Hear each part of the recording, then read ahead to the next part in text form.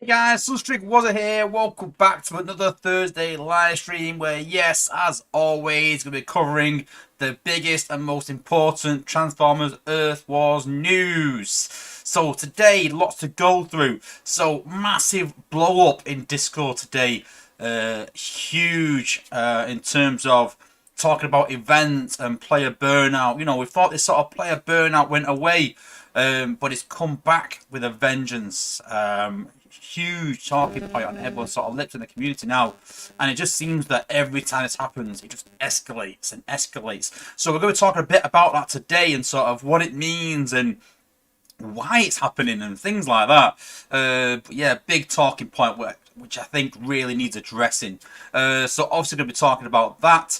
We're also going to be taking a look at the new box, Skylar and Ariel as well.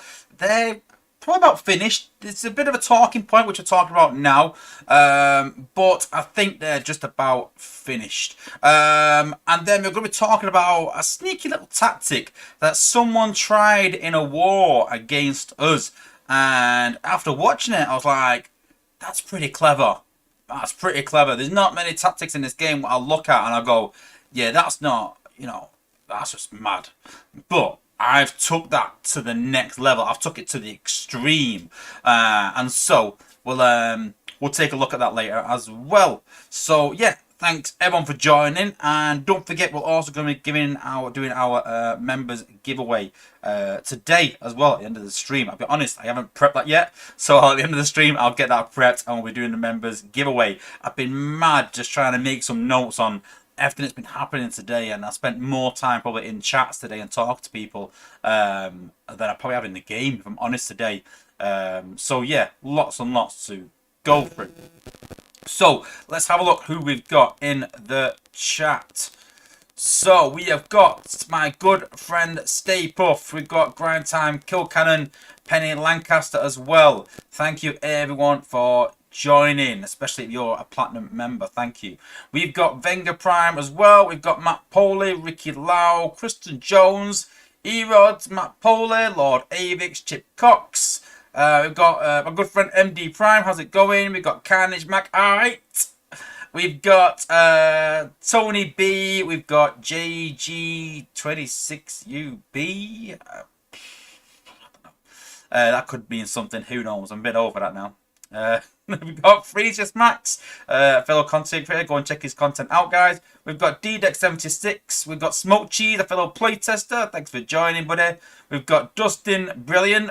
Love the name. We've got my good friend Gerrit. How's it going? We've got MIA Philip. I know. You know what? I was looking at Punch the other day. I swear I was looking at Punch thinking, I need to do this. I need to do this. And I get sidetracked. Message me midweek. Message me on like a Monday or Tuesday. Say, wasn't you still not looked at Punch? It must be months now, honestly. I'm sorry. We've got Hellraiser as well. We've got Cyber Inferno. Chris Harmon, how's it going, buddy? Ronald Van Holland, Razorhorn 74, and Mitchell VF1J. Thank you everyone for joining. So, straight off the bat, we'll take a look at the newsletter and get into the nitty gritty. So, Barwick Nana, Barwick Grana, Week Ninibong. We're in week 5 of the saga. And this weekend's event is a individual totalizer for 20k. So yeah, not too bad event, not big, not small. It'll take a bit of work to complete if you're free to play, but 20k is it's all right, not bad. So it is for 25,000 4-star shards or a 4-star crystal, 7,500 3-star shards or a few 3-stars on some prems, G metal, some gold power cores, some true XP, skin core, and some spark, alloy, and energon, which are always sort of helpful at this stage when we're sort of upgrading our HQ. And yeah, some very average rewards this week, if I'm honest. Nothing really enticing, but we'll talk more about that later on as well. And you can see there that the rewards sort of littered throughout. Normal battle zones apply. And then game updates and information. So we have some news on a few things. So Konai and Bido. So they've increased the values. This caused a massive stir again in playtest. And the way sort of playtest went was when this bot first come out, they said this bot is pure and simple for Wheeljack and Shockwave, and I felt that was a bit unfair, really. You know, I just felt like, you know, an event should be for everyone, no matter what, and I just felt like, hang on, that's better. I thought it was a bit dim because I've got to put the light on. I just felt like the event wasn't for everyone. I just felt like if you've not got Wheeljack or Shockwave sort of leveled, or if you haven't even got them at all for new players, which again I'll talk a bit more later on, you're not going to have any interest in this event. And I don't think it's right that you have an event where a lot of people will be like, yes, it's brilliant, but you've got some people which are like, nah, I'm not going to bother. You know, you want to have something enticing for everyone. And so I said, you know, I sort of stood by that it should be available for every combat. Yes, make it special for Wheeljack, and make it special for Shockwave, all for that. But it needed to be equipable on everyone. And that was the sort of talking point in playtest, whether it should or shouldn't. But I don't see how it hurts anyone by opening it up. But when they did that, they sort of just killed it, basically. They just made it really, really awful. And the playtesters, most of them sort of said, you know, regardless of what you're doing, it needs to be special for Wheeljack and for Shockwave, which I agree with. You know, if it's going to be aimed at them, it's fine. Open it up to everyone, but make it special for one bot. Yeah, I can get that. But it's still got to be good. And like some of the playtesters said, it's got to be good as a healer. Maybe not better than Rung, but around there. But be amazing for Wheeljack and Shockwave. And it's just not. If I'm honest, even with the new values, it's pretty rubbish for everyone, and it's okay for Wheeljack and Shockwave. So even with the upgrades to, you know, 30%, it's decent, but I wouldn't say it's better than Rung, because the AoE and because the animation, which sort of knocks it back a bit, the animation slows the healing down. So I think FaZe just covered it yesterday, and even Tex covered it in the newsletter. So we're sort of all sort of saying the same thing, really. That it could have been better, but wasn't quite there. But again, we'll go into the whys and hows and things like that a bit later on. You might realise why these things are sort of happening in playtest. And then we've got new skins for Cosmos and Mindwipe. And then the Battle Pass has been released, so we have got a building skip back in the pass, and that's pretty good with the last few upgrades of HU 18.2. Just started my second lot of upgrades, so I think all my build bots are done now.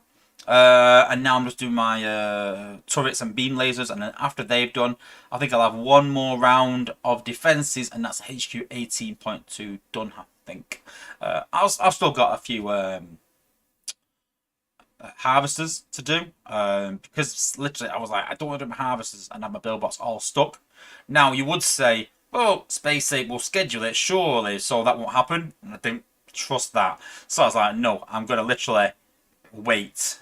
But to be fair to them, they actually did sort of work it out, the maths, and go, listen, this is when they should have upgraded everything. So I'm a bit behind in terms of harvesters, but it's not going to cause too many issues, really. And then they've updated the Saga schedule. So they've got a lot of sort of flexible lows. They've not really decided what's going to be in one yet. But we're seeing these sort of 5-star combat shards and prime core shards tied in together for these big 2 million point events. So obviously between 40 people, that's 50k per person. And that's sort of the big talking point at the minute. So you can see there, 50k, 50k, 5-star shards, only 1 million, that's fine. And then you're talking 3.5 million for new bot, or 1.5 million for the 4-star. And then Roadbuster and Half Shell have been added to the crystals. And then obviously go and check out all your content creators. Some cool artwork as always, and then bug fixes. We have fixed a bug where Impactor could be taunted by a bot flying in the air, which resulted in him chasing it for a few seconds. So that has been fixed. And that is everything for the news. Okay. So, the big talking point today in Discord was obviously, like I said, the event that got announced, the 2 million point event, and it blew up massive, completely. And there's a lot of speculation around the game right now. Sort of speculating, is the game doing well? Is the game declining? Because from my standpoint, the way I look at it is, so when I was in Legends trying to get into Psyops, you had like 40 guys in there, top of their game. The Alliance was at 40 non-stop. And if someone did leave, you'd have multiple people trying to jump in and get that spot.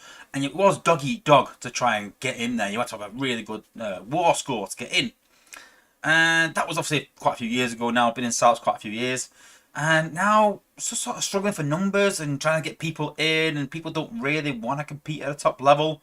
And if you look at most alliances in the game, they're sat at around 39, 38, 37 even. Well, sometimes 40 most of the time. But struggling to sort of get players up, really. And most families that had 3 top teams in the top 20, or even 4 in our case, have now got 1 or 2 in the top 20. And you find a lot more alliances are able to compete to a certain level, but dwindling numbers at the top especially. And that's where a lot of the top players sort of talk about dwindling numbers. So I thought I'd look into the actual numbers and look at, is that the case? Is the game dwindling numbers wise? And what's happening? Actual facts and figures. Let's not go off what speculation and things like that. Let's sort of go off some facts and figures. So let's have a look at this. So first of all, I thought I'd look on Google Trends. So Google Trends talks about what people are searching for on Google. So anything Transformers Earth Wars related feeds into this. Put it over the entire sort of timeline of the game. So you can see here, this is the game's concept around June 2016. So obviously before that, some people were playing it in January when it first came out as beta. So that's where you can see sort of like started peaking when people were getting the beta version. And then on global launch, you can see there, June 2016, massive increase. So 100 is when it's at its peak. So there's no sort of measurements here. There's no exact measurement. But 100 was when it's at its peak, when everyone was searching for it. And then everything else is judged relative to that. So going on from then, so the next big sort of spike was around November 2016. That's when they brought out the HQ16. They brought out into the November 16. So around here, they sort of brought out to HQ16. That was the sort of new release. Then sort of numbers started dwindling, which we will see in most games. Numbers will sort of start to drop. I think this might have been HQ16 actually in 2017, a small spike here. Then it sort of levels off, which you'll see again in most games. You will sort of see this. And then go up to February 2019, we started seeing a bit of a peak in terms of raids, power cores introduced to the game. Then in April, May 2020, around here, that was when they brought out HQ17. We started seeing Omega Supreme added to the game. So a massive influx of people that wanted to, play the game with the brand new Titans, things like that. So it got people a bit more interested in the game. Some good additions to the game. Then after that, took a bit of nosedive. And I think people took a nosedive because they were interested in Omega Supreme, wanted to play an Omega Supreme. But a lot of people realised that it was out of reach. The economy around the shards was a bit ridiculous, if we're honest. And it was really hard to sort of get on Omega Supreme, especially if you're free to play. And I think it sort of took a hit, from my opinion anyway. But the trends there do say that the game sort of started to decline a bit. But again, it sort of still leveled off. Then we go on to October 2021, around here. That was the introduction of Titans. So again, peaked a lot of interest in Titans. Now, I feel that if these things are really successful, then the game will sort of start to go upwards and we'll see an upwards climb. But we tend to find that Titans have come out, for downwards drop. And Omega Supreme come out, downwards drop. New HQ come out, downwards drop. So I think they'll admit that when they brought out HQ17, it killed a lot of the player base. It was very grindy, the HQ17, and that's why they brought out HQ18 in 3 different sections, which I agree with. It was a good idea, really. They sort of took that advice and changed. Omega Supreme, I think, was a success for those that did the event, but for those that didn't, it was a bit of a letdown, really. It took them so long to get that Omega Supreme, and I kind of get they want to make things special for whatever time. So if Omega Supreme comes out in October, they don't want to start giving it away for free in November.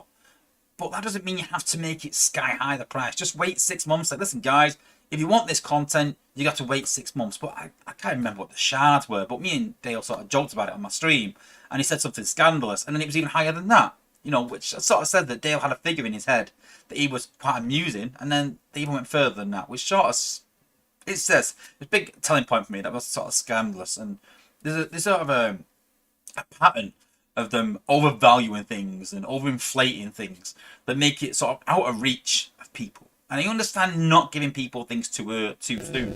There's a vast of videos that I suggest people go and check out, where Space Ape have done some videos on how they do things and how they operate and why they make things scarce and all things like this. And it gives you a bit of insight into the game. And for a lot of it, it kind of makes sense. But when you make things too scarce, and I always say about dangling a carrot, I talk about it in work, I talk about everything, about bonuses and everything, it needs to be achievable. If it's not achievable and it's sort of out of reach, people just give up on it and they go, well, what's the point? It's far too far away. You know, if it's just about in reach, people might spend a bit and they might push that bit extra to sort of get these things. But it's got to be within reach. And then you can see there that there's a bit of a lull in the game. And this is sort of around the time last year that I was sort of complaining about the game and about there was nothing innovative in the game. Titans I don't think worked. The bots that are coming out weren't that good. And you can see there's a bit of a lull. You know, the game's not progressing at all. It's just going down and down and down. And then you can sort of see that sort of September last year, when they announced HQ18, it sort of piqued a bit of interest and people started coming back to the game, especially at higher levels. This is also around the time that Forged to Fight closed its doors, so they got a massive influx of new players. So interest started to peak right up to sort of HQ18, and then obviously the figures start to sort of slightly die off slightly. But you can sort of see there that the trends are sort of how these big things, when they announce them and these big things, attract people back to the game. But they've got to work. If they don't work, it attracts people back. They get a couple months and they go, no, it's not really for me. And you've got to think as well, these players that are coming back, they've sort of got to, you know, when they come back, they want to see positivity from people. They want to see people saying, yeah, listen, the game's a lot better. And I did say this to people that, you know, drop rates have got a lot better. But then they sort of ruin it with other aspects, which again, we'll talk a bit about it shortly. So then we're going to look at Space Ape's revenue. So this is Space Ape's revenue currently over the last month. So you can see there that the game had 10,000 downloads in the last month, which is still good for a game that's 7 years old, and made $400,000, obviously globally, which again is good for a game that's 7 years old. But you can see there that Beatstar, 300,000 downloads, 900,000 revenue, is absolutely smashing it out the park, and that is now Space Ape's #1 game that they are sort of putting effort into. Again though, only been around for, what, 18 months maybe? So it's still in its early days of gaming, and the question is, will Beatstar still be around in 7 years? Maybe. But the question you've got to ask yourself is, are Space Ape using Earth Wars as a kind of cash cow?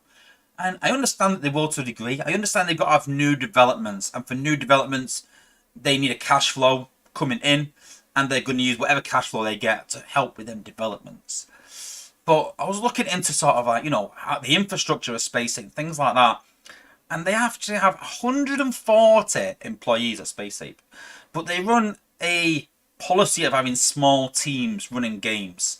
For whatever reason, maybe that's just for, you know, purely efficiency. Maybe it's just to keep the team close together so there's not too many moving parts. But they have small teams. Now, you've got to think to yourself, though, that on this game right now, They've lost Fabian to another game. I don't know if it's a new project, I presume, or maybe it's Beatstar. I don't know, but they've lost Fabian right now because they obviously need a developer of some kind, and they've added a new employee called Jess. They did have a guy called George that joined, but didn't work out for whatever reason. But they've had some sort of people come and go, and I think they've had some problems recruiting, which happens. You know, it does. Fair enough. Not much you can do with that really. You recruit people, it doesn't work out.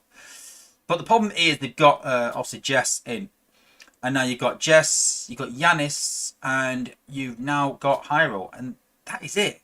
You've got a 3-people team of developing the game now. I don't know how good Jess is, don't hold them, but they're new to the game, totally, completely new. So they've got no idea on, you know, the mechanics of the game and how it really works. So you've got Yanis sort of working on the big projects, and you've got a newbie working on the new projects, and then Hyro just working on the economy. And there's so many things that need fixing. There's so many things that need doing. And they've only got so many people. I mean, Dale's got taken on as, you know, purely for, you know, the community and to manage Discord. And you find that Dale's doing so many more things right now that maybe it's above his pay grade or he shouldn't be doing. And for whatever reason, I don't know. I'm not too sure. But they're just so far stretched that it's kind of stupid, really. And they're trying to put all this money into other projects, and, you know, Boom Beach failed, closed its doors.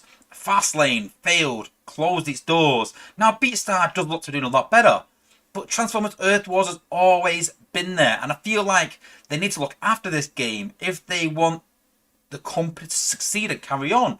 It's 7 years and been going along now, and it's done really well, and it has, if we're honest. You know, these games don't last that long. You look at Clash of Clans, look at Clash Royale, they're also struggling. And, you know, Transformers Earth Wars, I would put in a similar sort of thing as Clash of Clans. And, like I said, 7 years. I keep saying 7 years because it is impressive for 7 years. But it is the mainstay that they're going to need to keep the company going. And the company's worth a lot of money. Don't get me wrong. And I'm sure the company's obviously making tons of profit, making £1 million a month. So the company's not going anywhere short term. So they can afford to put a bit of money into Earth Wars. But right now, Beatstar's making the money, but Earth Wars is the one that's going to be there longevity. So they need to put some effort into it. And Dale even sort of self-admitted that last year, Space Inc. weren't really that interested in the game. But this year they put more resources in. But I just fail to see them resources. Is it money they're putting in? It's not time. Because you've still got the same team. You still had Fabian, you still had Yanis, and you still had Hyro. And I don't feel like they've put Adam in there because it was a conscious choice because of the game itself. I think it was more of a choice. Like, listen, we've got Adam spare. He's handed his notice in for a month or something because the game's closed and he's going to another game. Do you want him for a month just to help you guys out? But it needs something more long term. When they had Adam in there, it started to get traction. They had a good developer in there. They had Fabian in there. They had Hyro doing the economy, and you had Yanis doing the big projects.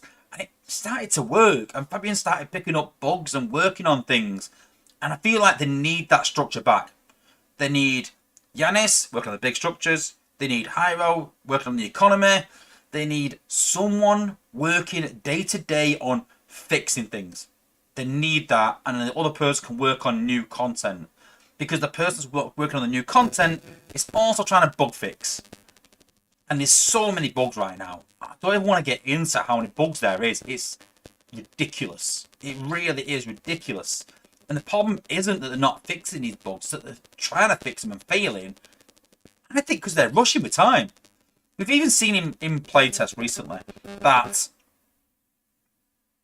Dale hasn't got the time to read the chats. So we're all talking, and we're getting frustrated in playtest as well. So we're all talking and throwing ideas around on how we can improve these things.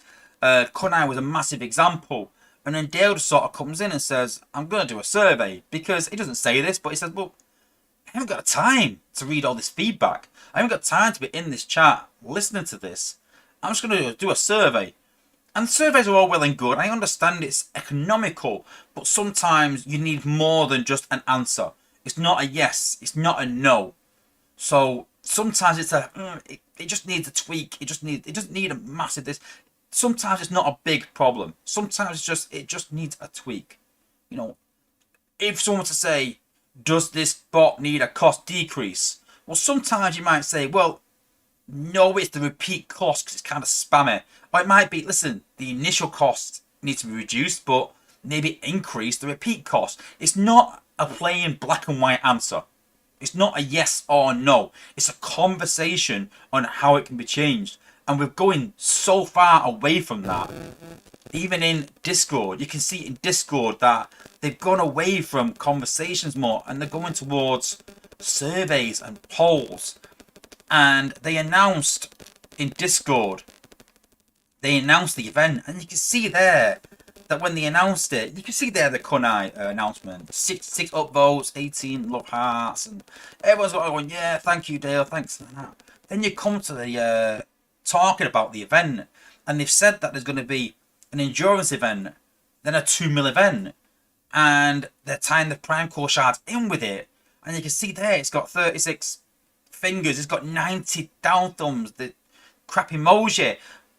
You know, there's such a negativity towards these events, and I get it that people don't want to do 2 mil events. People don't want to do it, and they keep doing it. And what's even more frustrating is they do these VIP votings, and they go, "Listen, guys, what do you want out of these?" And everyone says, "We want the lowest event possible. We don't want big events. We want a 1.5 million event." And you can see there that everyone said 1.5 million. And then second choice, 1 million. Then second choice is 1.5 million. Third choice is 2 million. And you can see there that no one wants these 2.5 and 3 million events.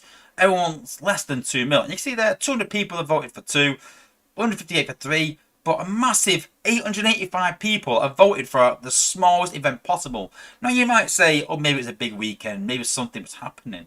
Then we've got the second vote there. And everyone said, do you want a 20k and the reward scaled? Or do you want a 35k event? And 3/4 of the people have said they want a 20k event. They want the smallest choice possible. And I think there's 2 reasons for that. I think the first reason is, there's not much to play for. Because most people, especially the higher people in Discord, are overflowing with Spark. The new content isn't game changing. I was talking to someone, a well-known player, and I said, you know, when was the last game changing content we got? Skids and Nightstick. And that was in September.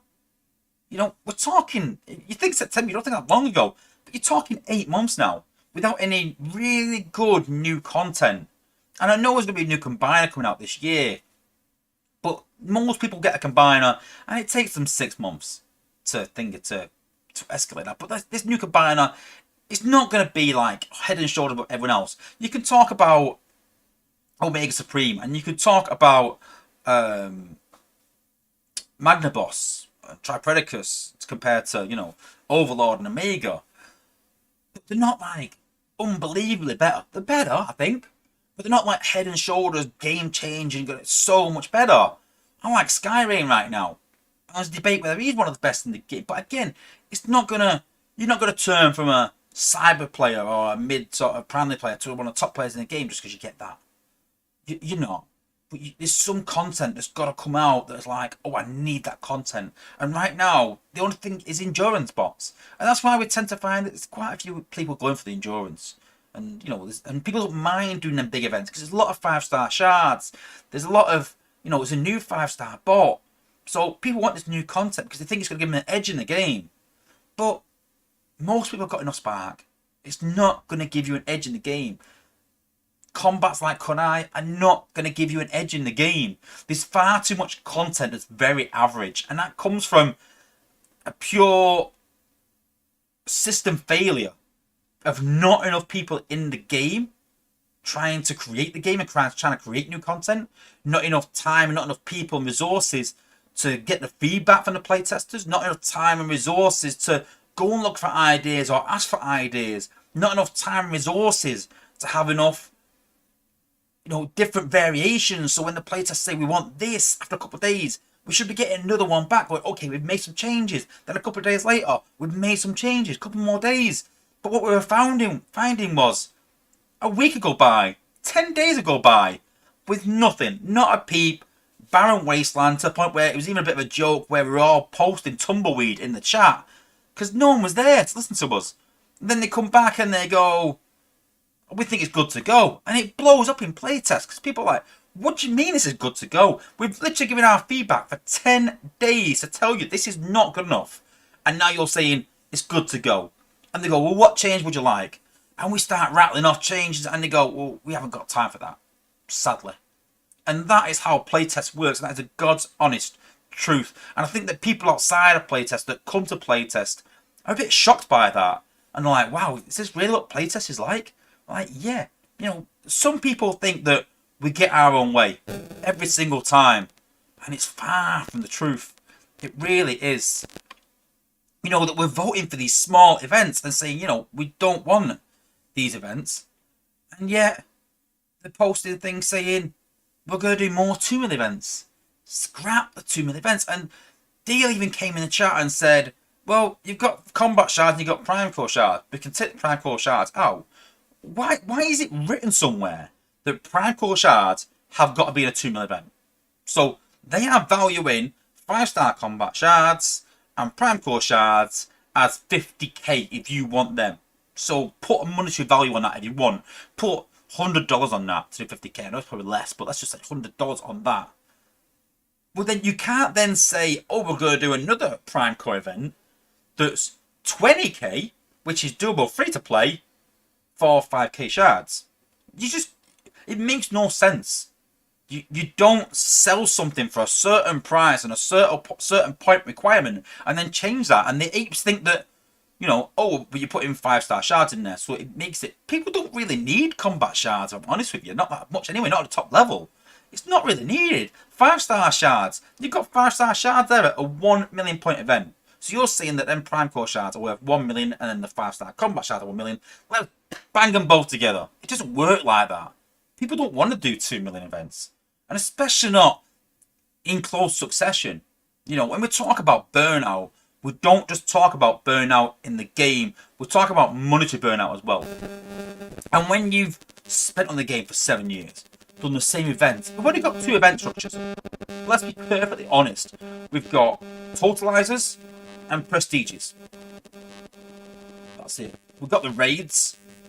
No one really likes that. The 10-point ones, they're still prestige or alliance totalizers. When you talk about the endurance event, it's still a totalizer. And I've been saying for the last year that we need something refreshing in the game. We need some time from the developers put into something new. And then they come along with Alliance HQ. And it's a great idea, but it's not enough to keep people interested. Titans are a bystander. The tech tree was a failure. There's so many things right now that they've put a lot of effort into and not really thought, well, what are they actually getting back from that? Let's not just think, how much money can we make from this? How can we monetize it? Think, how are people going to be interested in this? You know, having a tech tree, just getting people playing the same thing they're playing now, is not going to change anything. The Alliance HQ is not going to change anything. And I'm worried that this new war rework is not going to be a rework. We need a total war rework, something new, something refreshing, something exciting. And something hit home a bit in playtest. Someone said, the game's not enjoyable anymore. It's more like a job. We play this game because we're Transformers fans, and we play this because we want to get away from life a bit and enjoy and have a bit of fun. And it sort of changed my mind a bit. That sort of hit home a bit, and I was like, you know what? Yeah, you're right. But right now when I play this game, I'm not having fun. When I war in a top level against a top opponent, that is fun. I like that. But again, even that's come away a bit. Back in the day when we had some good alliances at the top, a war would happen. Not even our sales. We'd see 1 prime or whatever they called back then against Scorched Earth. And we're like, oh my god, 1 primer facing Scorched Earth. I wonder who will win. And it was a big deal. And everyone was like, oh, I wonder what's going to happen in that war. Because wars were close and everyone was interested. Now, I don't even know who's warring who at the time. You know who we're warring. But that's really it, really. We don't really care. Because you know what? If you lose a war, you lose a war. So what? there's nothing incentivizing you to play the game really. You know, when you've got enough 5-star shards, and this same player sort of sent me a screenshot of the resources he's got. He's got enough resources for the next year. Don't get me wrong, very high level player, but he's got enough resources for the next year. And I'm not quite at that level yet, but I'm still stocking up resources, and I wouldn't classify myself as a really high level player. Quite high, but not the top level. And so there's too many players with nothing to fight for, no real interest in events. The event's too high, no real need to level any bots. And so at the top level, numbers are dwindling. And the apes are looking at numbers and going, oh, our numbers are going up. Yeah, because Forged to Fight is closed, so you're going to get them people coming in. Earth Wars in China is really struggling and sort of failing from what I've heard. So you're going to get an influx from that crowd coming in. So you're getting a lot of new players. But that doesn't mean that the game is succeeding, because at the top level of the game, you're losing players like there's no tomorrow. Every day there's someone leaving. And the alliances are dwindling, the alliances. And that is purely evident. And again, I could sit here sort of ranting for the next 20 minutes. If I'm totally honest. And it's a shame that they've got to this, because even myself, I'm sort of thinking, you know, content creators wise, we had so many content creators back in the day. And I don't want to start belittling other content creators, but they just don't do much content anymore. You know, Soldier don't do as much content anymore. His content is such high quality. Soldier's is his, you know, when he creates his content, you can tell the effort he's put into it. But he don't just content when the new bots come out. You know, I kind of get it. I do. You know, and Hoist does his stream. Doesn't do any videos anymore. I think the last time Hoist did a video was months ago. You know, and they're just not willing to put the time and effort into it because they're not getting anything back. I had loot codes. You just get loot codes. They're broken. No one's fixing them. It's just every level of the game, something is broken. Whether it's playtest, whether it's content creators, whether it's the game itself, whether it's the economy. It's just so many things. Even the bots and the new content, everything is just broken from the ground upwards. And it needs an investment of people and time. I don't for 1 minute think the apes are dismissing us and thinking, I don't care. It's from the top level above them, and I hope that this goes to them and they actually listen to this, because they need some more investment of people, because they don't have enough to run this game, and it's literally being run into the ground. And I know that I can get on my high horse every now and again and rant about some things, but you know what? I'm not that angry anymore. I used to be really angry, and someone said something in my Alliance chat today that they're like, you know what? I hope this game shuts down, because it's a load off my mind. It's like working 2 jobs right now. And a lot of people feel like that. And it shouldn't. It's the game that we should love. We should be coming home. And it used to be like this. I used to be like, oh, I can't wait to get home and play this game. Where now I'm coming home thinking, I've got to do some Zen. I've got to do this event. I've got to do this event because I've already said I would. Because I'm in this alliance. And there's so many people of every single level. I'm even talking about commanders of alliances that are like, play this game anymore. And it's worrying. It really is. It's worrying more than anything. And I'm not angry anymore. I've even took a back step from playtest. Again, I'm not angry about it. I'm kind of relieved. And it's sad. It really is. You know, it's come to this. And I don't think that for 1 minute that it can't be pulled back.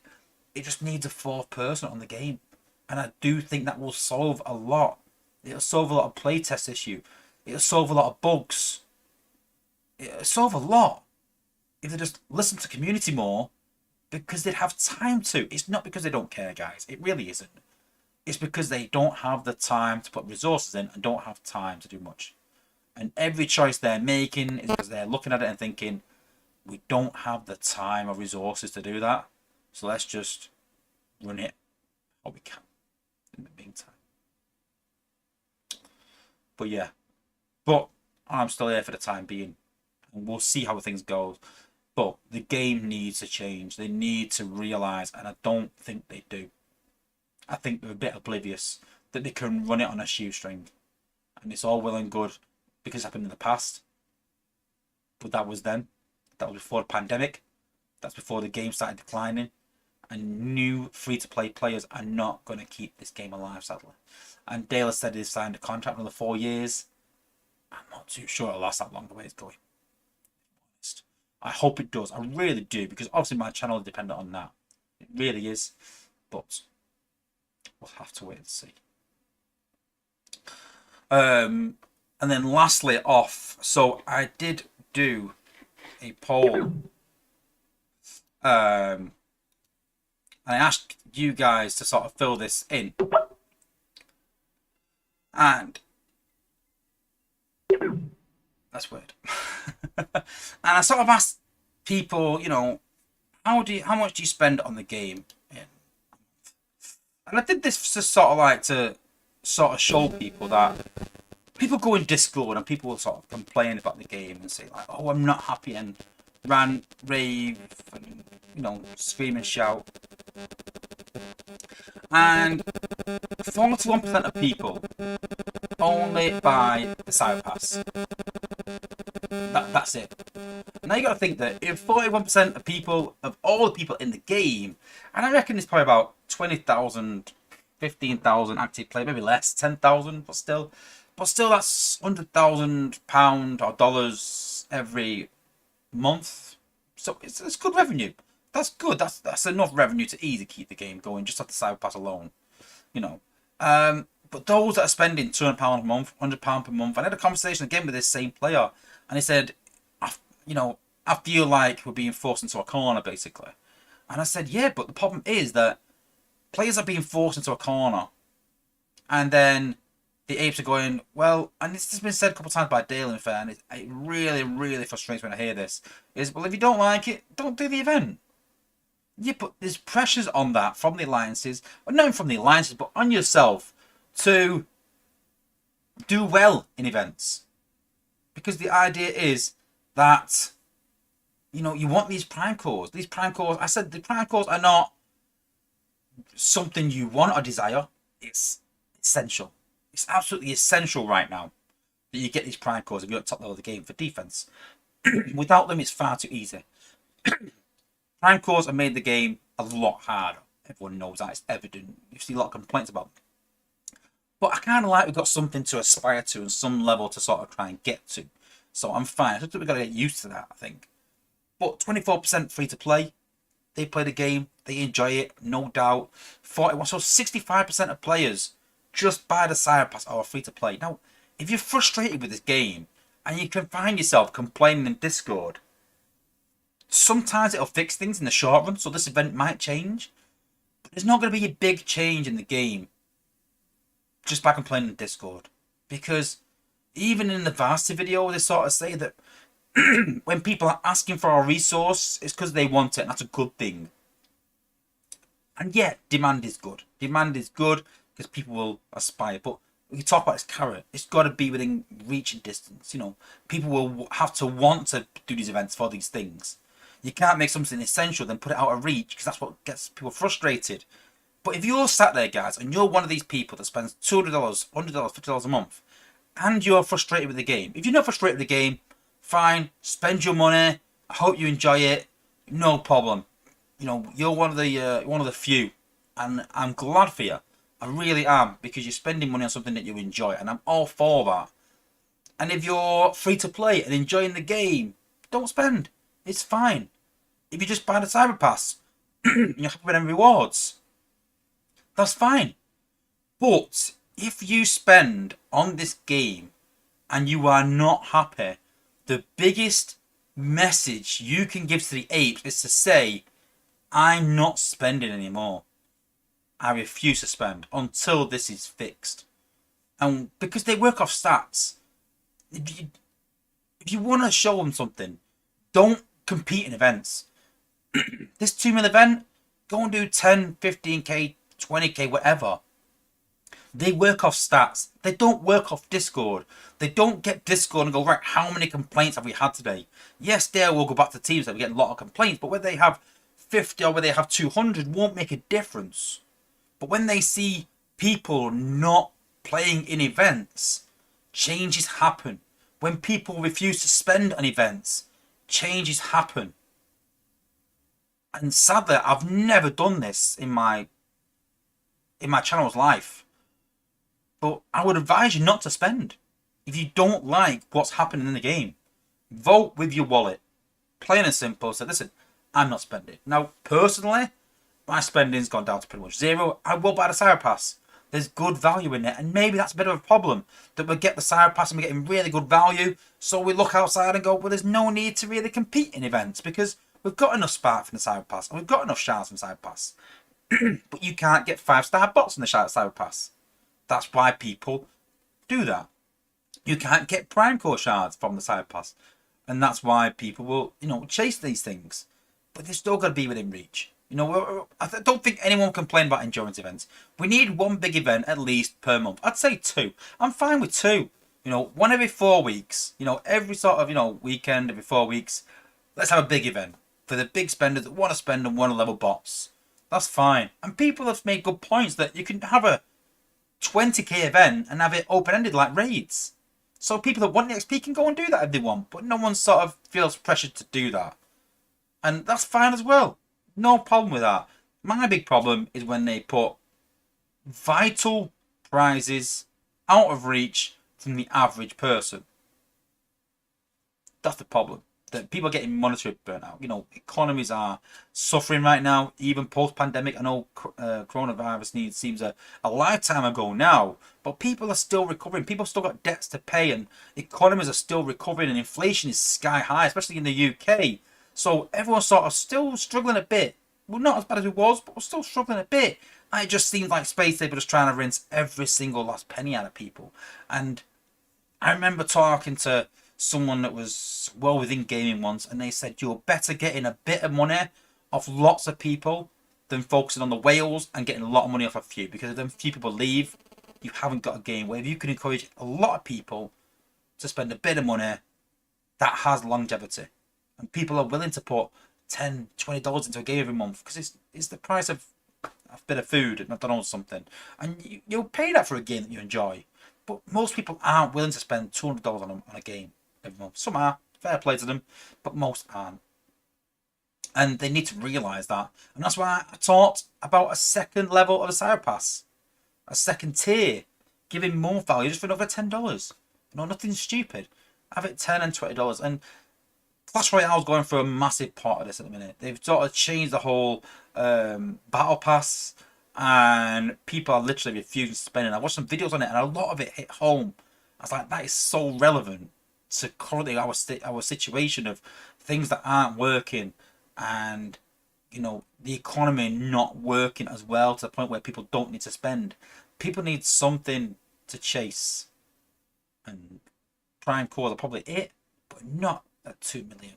Not a 2 million event, not as close to other events where you just constantly knock them out. Let's have a medium event, and a medium event is not 2 million. I think I feel like that's what they do. They evaluate middle event at 2 mil. Let's have some 1 mil events, some 1.5 mil events maybe. Week 1, week 2, week 3.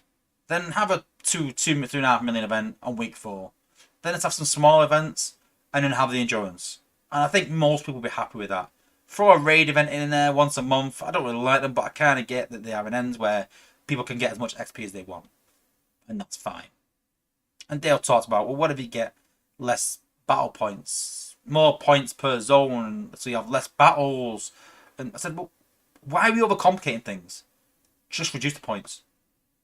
They're talking about how to make people do less battles to get the same rewards, things like that. And they want to monetize it. And that's what it is ultimately. They want to monetize everything. And you can't. If you monetize everything, people just can't, or don't have the money, or refuse to buy everything. And, I just think they lost their way a bit. But ultimately, I'm hoping that they make some vital changes soon, rather than later, before we lose a lot of players, before it gets to a point where players start quitting the game even more than what they are right now. And I think when it comes to a point where the content creators have been quitting the game, then that's when we know it's going to be really serious. And I feel like we're getting to that point where most content creators are not creating grind times, giving up. And the other DJ Hart has given up as well. Like I said, and it's only myself and Freezers doing regular content now. So it needs something. It needs something quick.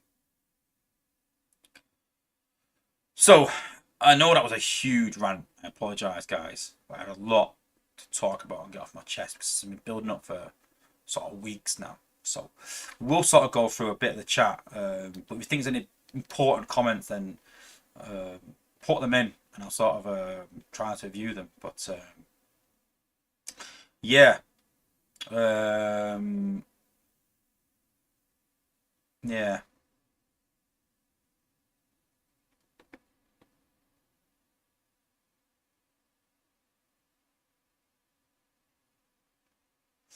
Um,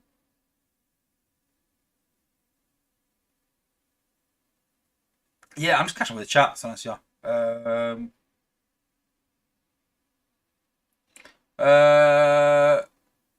Ronald Hansen just asked about Kunai. Is if you're gonna put it on Wheeljack or Shockwave, then yeah, it's beneficial. Anyone else, I wouldn't bother. Only on Wheeljack and Shockwave, and even then, I wouldn't say it's absolutely amazing. It's good, but not amazing. Yeah. Um, See, Chris Harmon's put, the game isn't going anywhere. Well, I don't know. I don't know. If you look at players at the top level, then that would sort of say otherwise. Yeah. Um, Garrett's put 2 million events is nuts. How to create more burnout and only 5k. See, that's where they've got to. This is why I hate surveys as well. They've totally and utterly misinterpreted the. I'll just go back to the game a minute. So they totally and utterly misinterpreted the information. So people have filled out the questionnaire and they've asked, do you want more Prime Core shards events? Whatever. And they put, yeah, and I think the consensus mostly was people were annoyed because the events give out 5k shards. And the problem isn't that. The problem is they should give out 7.5k. They should give a Prime Core shard out every event. And I'm pretty sure back in the day, they used to do 5k Prime Core shards, and that would get you a attacking Prime Core. Now, if they do 7.5k for defensive Prime Cores, that helps lower players. Because lower players get 1.5 attacking Prime Cores every event. So it helps lower players. 7.5k, you're fighting to get a Prime Core every event. And I think what they've done is they put it at 5k and then put it higher. So, we didn't ask for that. We didn't ask for more Prime Cores events to raise the prices. We asked that we get 7.5k Prime Core shards in events. We didn't want more events. We wanted more Prime Core shards in the events, and then maybe more events like 15, 20, 25k events. Not 2 million, and not 5k shards. It's a bit ridiculous. It's ridiculous that you would price it 20, 25k in one event, and then you put them in a 2 million event or 50k event because now you realise that people really want them. And I sort of said a bit of this in Cybertron, that it's the equivalent of having a loaf of bread that's $1 and going, oh, hang on a minute, everyone's buying bread, everyone wants bread, let's make it $20. Well, that's just stupid. You've gone from one extreme to right the other. You haven't just increased the price a bit with inflation. You've gone to the extreme. And you're gonna get complaints doing that. It's simple, just rinsing people for money, plain and simple. You've seen, and people say it's supply and demand. Yeah, but listen, if you're not getting X, if you're getting X for X price, then all of a sudden they smash the price, so people are going to go elsewhere and buy something else instead, or go to the next place that's offering it lower. And if you're liking that to games, people are going to start going playing other games. Because they're like, you know what, I'm sick of paying for those Prime Core shards that are essential. I'm not paying that much anymore. I'm going to go and play another game where I can spend money there and spend a lot less.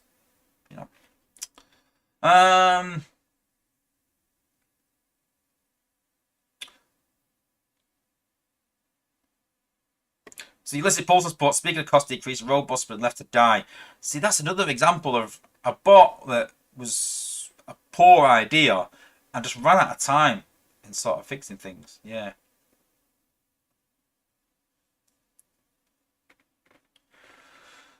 What else?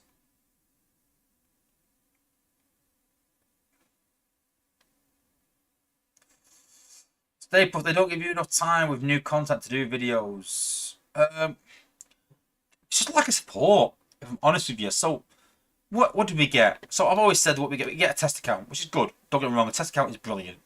And then we get exclusives on stuff, which is good. But we don't even get the codes anymore to give away. We can't even get them. You know, we don't. And then I just don't feel like the support of content creators and don't really, you know, they just don't. They just don't support at all. Just don't. They don't look at them in a light where they're thinking, you know, what can we do for them? I've asked Yanis to come on the stream. I've asked Hyro, both refused. Dale wants to come on the stream, but I'm honest with you, I'm a bit reluctant because I feel like Dale wants to come on the stream for his own ends to explain some things that he might not be able to do in Discord, not for my benefit. And I feel kind of used and a bit cheap in that way. That they want to use my channel for certain things, but aren't prepared to support me. They're prepared to put me in the newsletter and stuff like that, but they've got a Facebook account there that's got so many followers and they can't post on it. I don't know what reason, but they can't even get onto that on social media. They don't really promote the content creators on social media as much. And we just seem like an afterthought. You know, you'd think that community managers would be thinking a lot about content creators. But, and then Dale sort of said that, you know, he's got all this stuff to do, he's in all these chats, all these line chats. And I said to him once, you don't need to be in line chats. You're in there because you want to be. That's not part of your job description, I'm sure. You know, you don't have to be. But he wants to be, which is fair enough. But then you're not supporting other things, you know. So, yeah, Albatross, but there has to be more creativity than just new bots. Yeah, that is a nail on the head, I think. There needs to be some creativity around events and around things because, you know, just new bots, rinse and repeat, it's not working. People have got enough bots now for, you know, forever. What's got that old school cell signal? It's my it's actually my speaker. It's my it's my portable speaker that's been linked. I've been watching some stuff on the TV today, and it's still linked and it's going off and on. Don't know why, but yeah.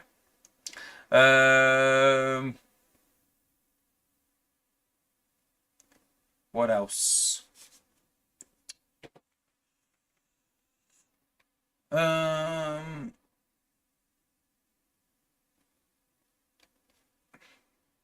Anything over 1.5 million is burning players out. Probably, yeah. If I'm honest, yeah, I'd probably say that. Yeah, unless it's a big event. I get they're gonna be 2 big events. Once a month is fine. I'm fine with that. Do whatever you want. 2 mil, 2.5 mil, 3 mil. See JG26UL, was it calling for everyone not to do a 2 mil event? I'm just saying that if you're not happy, then not boycott it, but don't spend. Don't complete the event. Those stats will speak more than going in Discord ranting and raving. You know, the stats speak for themselves. If you're happy, go and join an alliance. Go and do the event. No problem, and I won't hold it against anyone for doing that or anything, or call them out because, again, I've been a massive, you know, think about choice. I am, you know, choose what you want to do, guys. If you want to play this game or not, if you want to complete an event or not. And Dale says, you know, if you don't want to do the event, don't. Well, let's see what happens when people don't. Let's see what happens when people don't spend. You know, when your revenue is cut in half by your longest serving game and your player base starts not doing these events, let's see what happens then. You know, you sort of calling us out saying, don't do it then. Okay, well, let's not then. Let's see how it goes. See what comes with it. And I just said to him, I think you'll look back and regret that comment, really. Yeah, Dave White, all a bank holding UK for the 2 event. Not good timing. Maybe it is good timing because maybe it's not. Maybe it is. People are off work, but then people do make plans with their families. So, yeah, not the best timing. But they're staying rigid to them 8 weeks, which I kind of get, which is a good thing in a way. But it's not a bank holiday everywhere, and the US is probably a bigger crowd than the UK. So, yeah. Penny Lancaster, 750k to 1 mil is a medium event. I'd say 1 to 1.5. You know, 25k is medium plus. I think 25 to 30k is medium. I think easy is 10 to 20k, and 750 is what, 17k. That's quite easy, isn't it? I think. Um, it's time fair. I remember the days when the big events were 1 million. Yeah, but the points were a lot lower in the zones then as well. But that's another thing I said today as well. That I don't level anymore because zone 15 is almost impossible. So I level in zone 14. So I'm getting less XP for the money I'm spending. Because I'm spending money, I want to get the most XP and smash it out. But I'm having to go in zone 14 because the zones are unbalanced. Again, there's so many things that aren't working right now. So many things that are broken. Whether it's the zones in events, whether it's the how stale the events are. I don't want to go over it all again, but literally there's so many fundamental things. And I've said jokingly, I said I would love to be able to go into Space Ape for a day and just say, right, what I say is going to happen. You are going to do this, you are going to do that. And I really do think that it improve the game. And I'm no programmer. I'm not, I'm just, I do run a business. I understand business has to make money. I understand all that. But there's just some little fundamental changes and nothing. I'm not going to break the game. Just some fundamental changes like, tweaking things. The battle pass is fine, the side pass work. I don't think anyone's got a gripe with that really. Maybe the sales can be a bit sooner, but it's not a disaster the way it is right now. But so many just little tweaks, nothing stupid. And I don't think it'd take much time to do these things either. Just an extra person on the payroll. I mean, how much can they earn? Let's be honest. It's not going to be that much. So an extra person on the payroll would probably recover that cost. Are people willing to spend for things? Um,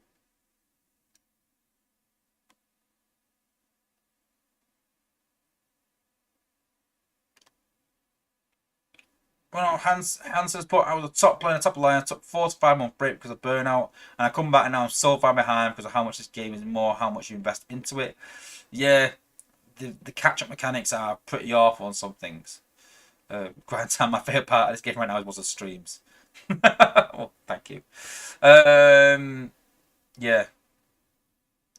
See, yeah, Volcanicus. If someone comes out with a game that hits with this demo, see if Earth Wars is done. It's actually a game that's in Japan right now that's being used, but it's not the same. It's not going to be that good, really. But yeah. Clone wasn't hired at SA.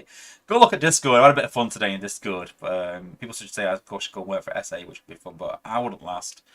Even in my job, really, I'm known for, you know, standing by my guns, being strong-headed. A lot what I'm like in my streams. I am strong-headed. I am opinionated.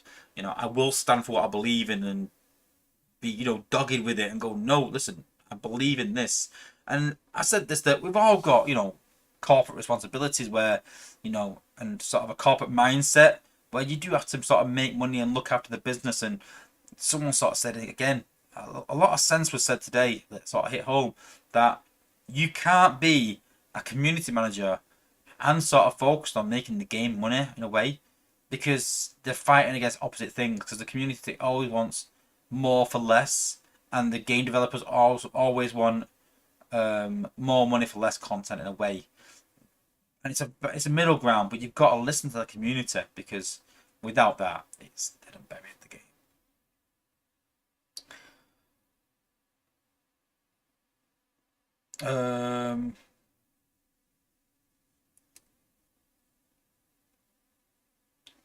Ronald Hansen, it's not about always getting 300, but investing so much time money into a bot, and in 5 6 months, those bots are obsolete. I can't disagree with that, if I'm honest. Because, yeah, and I've said this, it's about playing the long game. So, I remember back in the day when people were saying, Blades is dead and buried. And he was awful. And now, he's actually getting used more because as more counters come out and more counters counter more relevant meta, your bots should change. So FFD come out and everyone started to sort of drop tracks. Wasn't used as much. Stopped using Hot Rod because it's affected by the FFD. Red Alert didn't really get used, and obviously Warriors weren't used anyway. But bots with shields weren't used as much. Then they brought out anti-hack clause because Blades was massively overpowered, and then everyone stopped using Blades and had to find something new. And then everyone sort of started going towards even Sack, Rook, blaster, 6-gun, one shot. Everyone sort of went towards that. Jetfire, SG Jetfire, things like that. And then we sort of started seeing the anti-healing core because everyone was walking bases. We saw obviously recently improving the mines to sort of counter sack a bit better. And I don't think we've killed sack. And that, again, I want to keep saying that because people don't believe me, but I never wanted to counter sack to kill it. I wanted to make it difficult. But I've actually sacked a certain base design that's a well-known design because that was relevant to that base design. Am I going to sack every base? No, it's not possible. Is there some bases it's relevant on? Yeah, and I'm all for that. I just don't like where one attack, and listen, people say, well, walking's like that. Walking has been around since the game's concept and always will be. So, you know, it's going to be there forever. But I don't like, you know, these sort of attacks that can do any base regardless and you can't defend against it. You could say time traps help against walks. Not really, no. And I kind of get that sort of thing that you're not. You combat walks and you combat everything, let's be honest, in a way. But, you know, I don't want to kill that. I want to make it relevant. In some bases you can. But now, because people are going towards these anti-healing cores, people aren't using, and people using anti-electric cores. So Bumblebee was amazing for me, but it's kind of took a bit of a bad step. And I'm not using Bumblebee in my war team anymore. I'm using Hot Rod instead. Because now people aren't using FFDs because they're using anti-healing cores. So now I'm taking them out with Smokescreen. I'm using Hot Rod more. So if a bot gets in trouble, I'm using Hot Rod because there's no FFDs. And you know what? People will start using FFDs again. And when they do, Bumblebee will be relevant again. Or Blades will be relevant again. And base design will evolve and change. And this is what happens. It goes round in circles. So basically, when that bot that you've leveled, it's not dead forever, guys. It's not gone forever. Trust me, it will come back round in some way and be useful. Everyone's saying how good Perceptor is at the minute. Perceptor was dead and buried 6 months, a year ago, 6 months ago, when the anti-hack cores come out. It's coming back with a vengeance. You know, these things come back around again, guys. And I'm glad. You know, I'm glad that these bots are getting more use. And I advise anyone that's struggling right now, the biggest advice that I'm going to talk about in another stream, not today though, is change your team. If you've got the bots, change your team depending on the base and what the build bots are. I've tried doing that and I've had a lot better war results recently doing that. But you've got other bots to do that, and I think that's what differentiates a top player between a good player, is the ability to switch on a meta, be able to switch over and go, right, this meta's changed, I can use this. This bot doesn't work anymore, I can replace with this. And that's what makes the top players.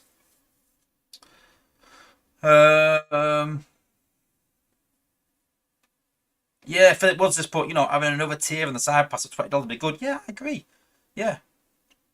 DJ L7's put Pony up for, in my opinion, the best Transformers Earth Wars content producer. Well, much appreciated, honestly. Thank you. I appreciate the support. Big Blades for HU18 is honestly too hard. It isn't. You've got to work at it. I'm starting to get better results now. I've got to admit, I was dead against it at the start, but it is challenging. But you got to think it is the hardest level of the game, and I think the problem is that the apes left it stale too long, so everyone got accustomed to being able to compete at the top level of the game. But now that the game is actually harder, where it probably needs to be, people are not happy that they can't compete at that level anymore.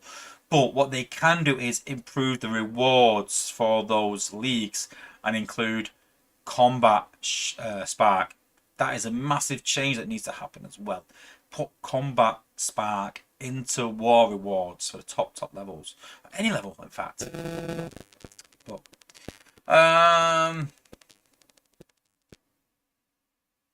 DJ Elspot, I just started. I think they want to just make your money and have you cycle out. I don't know. I don't think they're doing it on purpose, like I said. I just think that they're oblivious to it and sort of their hands are tied. Tony B, Zone 15 is a hot mess. It is. You can run into a HU18 with a 5-star or worse and 4 prime defense cores, but then hit zone 15 again and run into a no Titan HU17. Exactly. That is 100% right and on the nail. And that is the difference. HQ18s have no place in zone 15. None at all. And I've said this so much. And again, I don't know what's going to change that because they are adamant. But again, I just think they don't have the resources to sort it out. I really don't.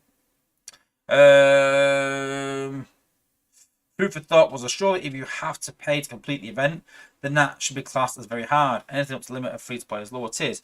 Well, I believe that 40k free to play is possible, but that's still a hard event. 40k, you know, that's still 1.6 mil, is it? Yeah, 1.6 mil. But it's still achievable free to play. But I still think, I don't know, 1.6 is a bit hard, but I think 1 million is not hard.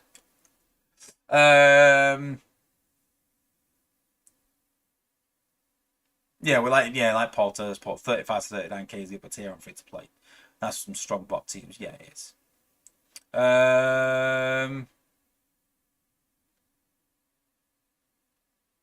Yeah, true. And you prize put there's 2 different levels of players, so easy, medium, and hard events are dependent on players. True. That is true. Yeah.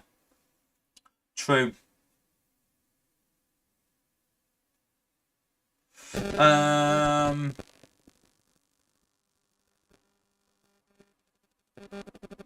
What else?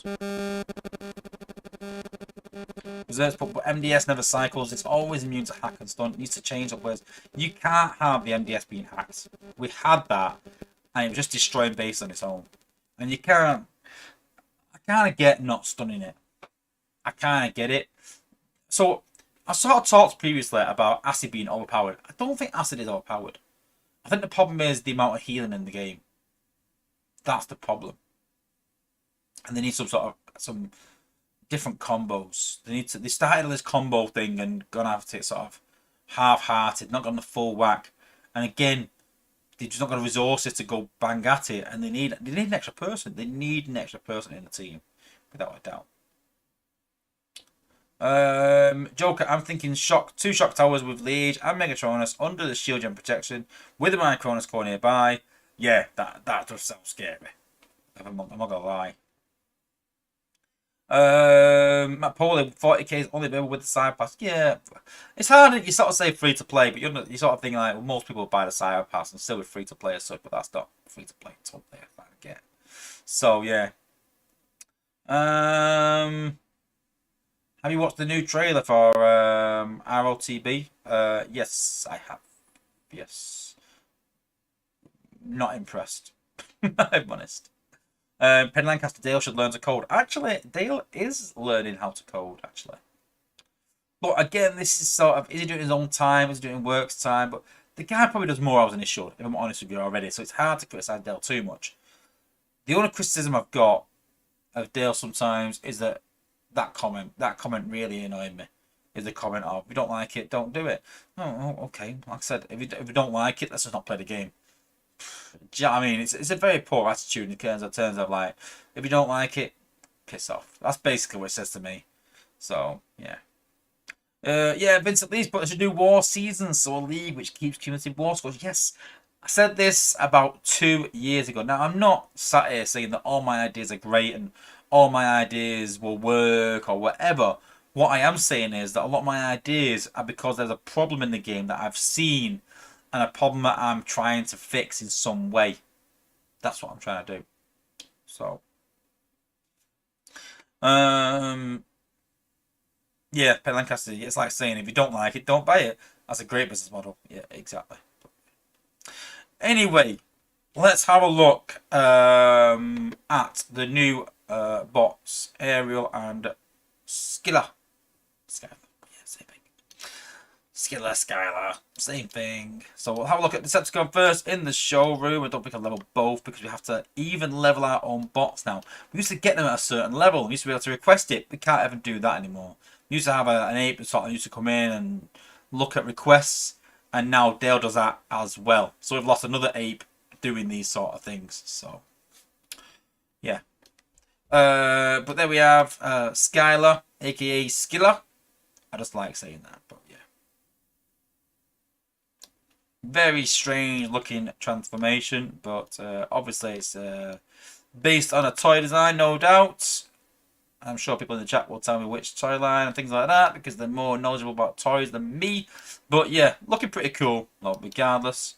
Then we've got Ariel. So Ariel's gone through a lot of changes through playtest, which we'll talk about. And it did take a long time to sort this bot, and we're still sort of debating a few things. But I think on the most part, this bot is finished. So when we first got this bot, it was released as a special bot. And the ability is... It's obviously with ability 11, but I'll tell you what ability 11 is in a minute. So you mark a building with a beacon. Allies within the beacon's pulse will attack that building for 15 seconds. So a bit like a mini prime rush in a way that, you know, they target something and they drag all the bots towards it. But they have to be within the beacon's pulse. If the building is destroyed in that time, allies within the pulse receive 30% damage increase. Now, ability 11 is that they also receive 30% damage absorption 15 seconds as well. So 1 to 10 is 30% damage increase. Ability 11 is they get damage absorption as well, reduced damage taken. It's a cost 6 plus 0. It was less than that. I think people were a bit worried that people can rush bases with her. Because she's got stupid crazy health. 47,840 health. And 433 damage. So a massive tank. One of the highest in the game. Is it higher than pipes? Let's have a look. I've got a maxed out pipe somewhere, I think. Somewhere. Ironhide, what's he at? 47625.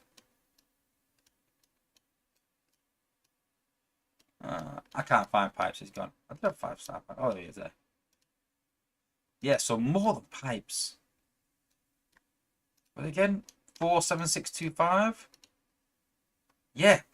So I think she has the highest health in the game, which is crazy.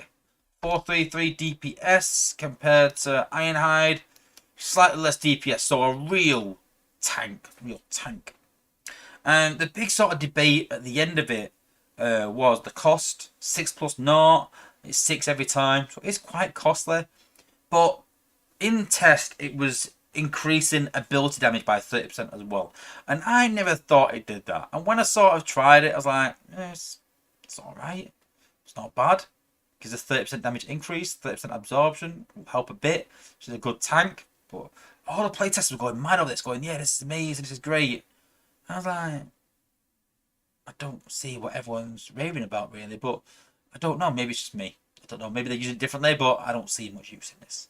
Then it came to light that someone sort of said, should it be doing ability damage as well, increasing it? And Dale went, no. And everyone was like, well, that changes everything. This bot's not as good anymore. And I was kind of like, well, why did you presume it would? It doesn't say anywhere that increased ability damage. It was just DPS.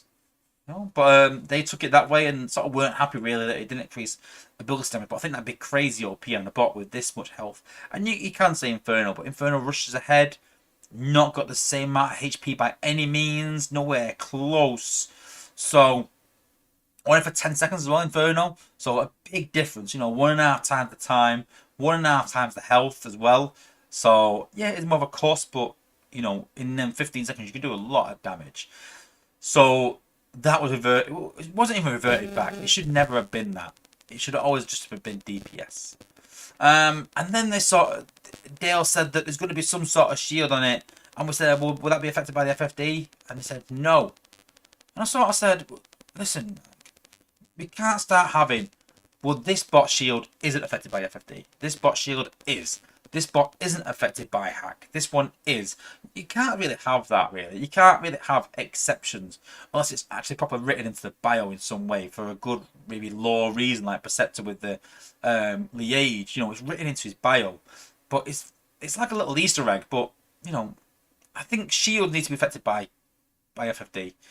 And they should or shouldn't. There's no, like, variation from that. Let's stick to it. If you're going to give her shield, it needs to be negated by FFD. Take out the FFD core, then you're fine.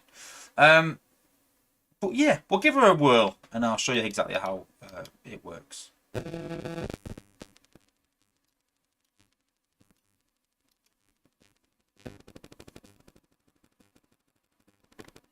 Okay, so one healer, general, squad. So obviously I'm just going to go into we'll go into normal battle. So again, I'm not going to use much ability, so don't worry about this if I don't win.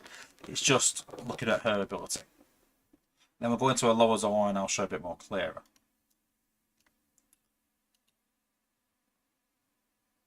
Let's just we'll just put our ear in it and then put the rest of the box down here. And then I'll say, right, I want them all up here. And you can see they will all now charge the target and get closer. Now what you'll find though is that your tanks will rush to where they are. Your gunners will sit back and cause a bit of a split.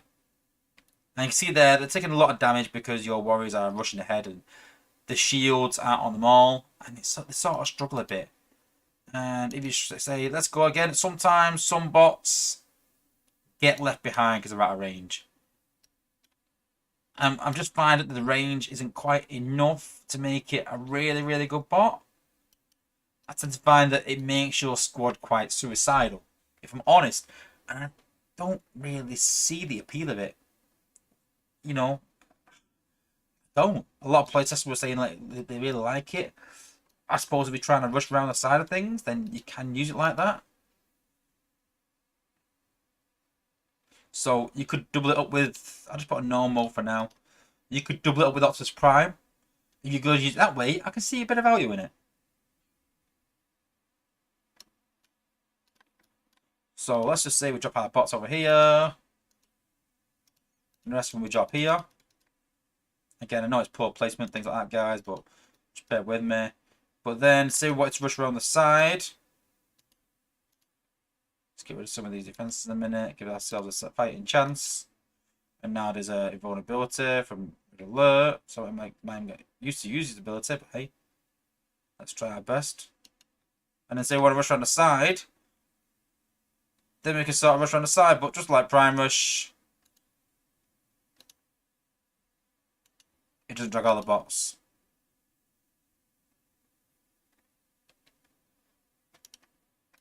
There you go.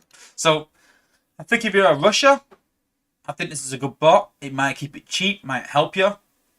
Other than that, I don't really like it. I'm honest with you. I like when I put my bots out to path. I like to know they're walking slow, a slow walk. I like to know where they're going to go. And I don't want them to all rush into one section and get that AoE damage. Sometimes, especially recently, people are dropping bots separately. Now, if your bots tend to walk off, then it's a good thing to sort of get them back in, but it's only got a limited range. It's not like Prime Rush where they'll drag them from the other side of the map. So, if I'm honest, I think Optimus Prime's probably a better bot. And Optimus Prime has been here since the game's concept. And I've always said that new content should be better than old content. Optimus Prime is cheaper. I think all round he's better. Yes, he's got stupid crazy health for a tank. But yeah, I'm not sold on it. I'm not. I don't know. What do you guys think? Do you like the bot? We'll try and show it in a bit of a lower zone to make it a bit fair as well. Oh, not base trials.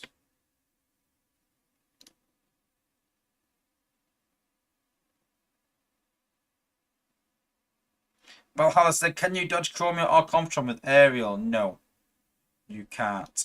Because Comptron will zone into them bots if they move. You've probably seen it where his hack will be a certain place, drop the combiner, and the hack will go on the combiner. So, not always, no.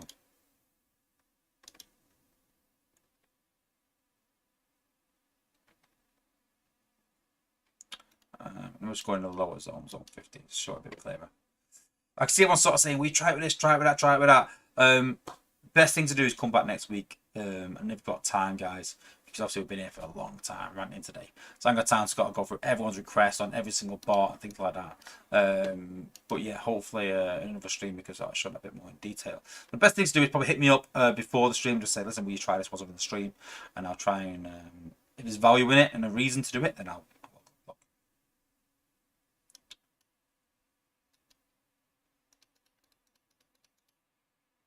So on purpose to sort of putting her to one side, and you see she has got crazy health. Obviously, I'm not taking the defenses out, so computer on the outpost? No, there's nothing. So you can see the Blast is walking off, but you can see there, look, pull it in, he's out of range, so nope, he's not going back. So yeah, a poor man's Optimus Prime.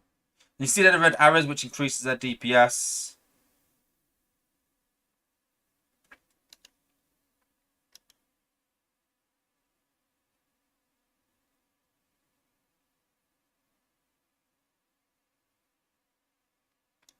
So you see there, it's good to pick out some troublesome defenses that are causing problems, but it just gets her in trouble and gets other tanks in trouble, which is not good.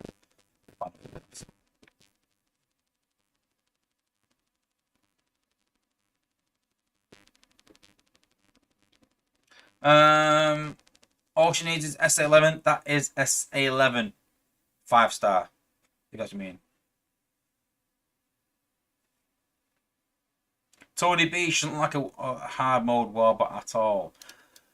I don't know. Listen, we'll see what the other playtesters have got to say, whether they use her a bit differently and that. But I've been using her, and I'm not impressed. Oh, Big Blade means Chromia. I get that. Yeah. I'm just not that impressed. But we did say in playtest that the problem as well is that with bots that do speed ups and things like that, because you don't see anything visually, you don't see them actually. You know, when you use Sit's gun, you see damage. When you use certain bots, when you use bots that speed up, you don't really see much. You get to see the speed up, but you don't see value in it. And so yeah, I don't know. Maybe it's just a thing with speed ups. Maybe, I don't know. I'm not sold.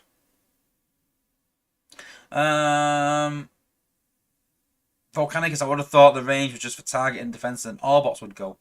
Still, they need to be in that range. But I just don't think they wanted another Optimus Prime. They wanted something a bit different and maybe a bit OP if they made it a bit bigger. They have radius. I don't know. I'll be honest with you. I've kind of kept out of testing this one completely. I've got a bit tired of testing the way it works, and Dale again came in and said, if you don't like it, then don't test. What was Sit's gun doing there? Did you see that? Did you see Sit's gun then? Wow, I'm going to save that one. That was mad. So, yeah, Dale in playtest sort of said, you know, if you're getting frustrated with playtest, then maybe it's best if you don't. So I was like, right, okay, well, then I won't. Plain as simple as that, because it is getting frustrating in the minute through lack of feedback and things like that. And we're still waiting for the new batch of 5-star to come back to us. We've had them, we've given our feedback. It's been about 2 weeks now, 3 weeks since we've had another iteration. We're still waiting for it. I think they're trying to get them out before the end of this endurance event coming up. It's not going to happen, I don't think. Maybe it will. Maybe we'll come out before the endurance and be awful because they've not been properly tested. Maybe, I don't know. They've done this survey and sort of said we've took all your feedback and we're going to change based on your feedback. But I don't think that'll be the end of it. I think they think it'll be the end of it. I don't think the playtester will think it's the end of it, because there'll be more. I think Saber is a massive talking point and needs a huge rework. And necessarily, I don't think the apes are prepared to give it the time and resources needed to change that bot. I think it's massively irrelevant at the minute. And Big Blaze about the Cosmos skin. I know, like, come on. Why choose Cosmos and Mind Wipe? I mean, Mind Wipe for the cons might be a bit okay, but I don't know. But no one uses Cosmos. Literally no one. Literally no one. You made a skin for a bot that no one uses. Whose decision was that? Who? Oh my God. I get so frustrated at these things. Who in their office have said, you know, it'd be a good idea to do a skin for Cosmos? Yeah, that might make us some money. No, it won't. Why? It will get put on Cosmos and never see the light of day unless it's in an event and some idiot puts it in an outpost. That is it. And you know what? Now it makes it even harder to see Mind Wipe and Cosmos because they changed the skin. All it's done is made it a bit harder to notice when you're going to get hacked. Absolutely stupid. And I'm not bothered about the design. I'm not about the design. I'm on about the choice of bots. Again, ability 11. They choose ability 11. Some really awful bots, and then they make some bots they give ability 11 to some bots that really need it, and give it a trash ability 11. Now you start ranting. the choices made are appalling sometimes. Appalling.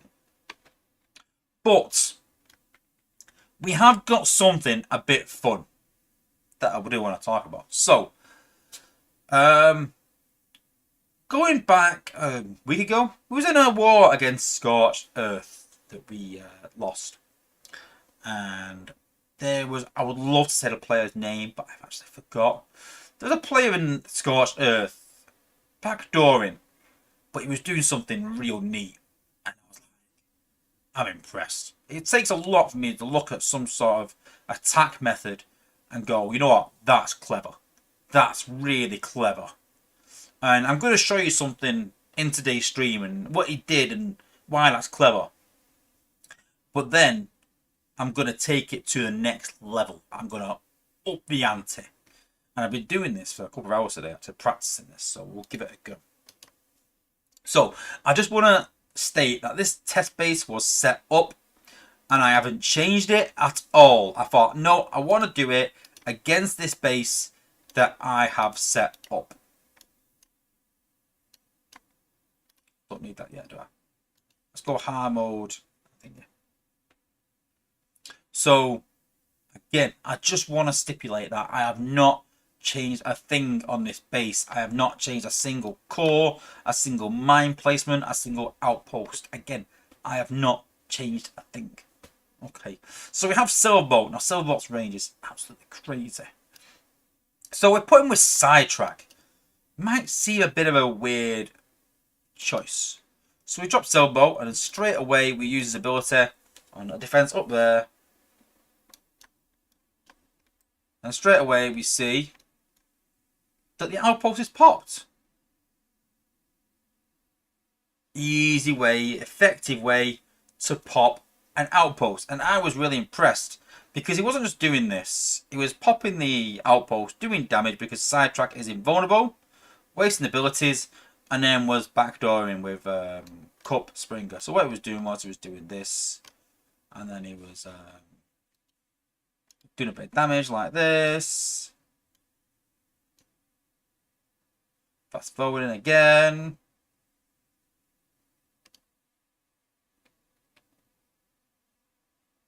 Then he drops some bots. Then he'd do this again.